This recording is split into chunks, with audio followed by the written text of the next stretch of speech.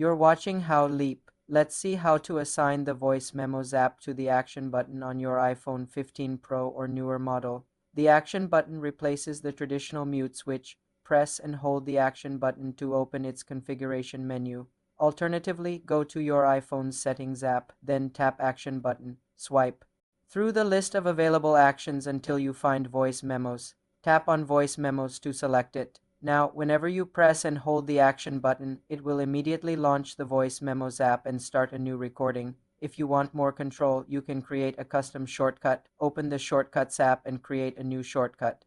Add the Start Recording action from the Media category. Configure any options like sound quality. Save the shortcut with a name like Quick Record. Then go back to Settings, then Action button. Swipe to the Shortcut option. Select your new Quick Record shortcut. Now pressing and holding the action button will run this shortcut, giving you a customized recording experience. This turns the button into a powerful tool for journalists, students, or anyone who needs to capture audio quickly without unlocking their phone.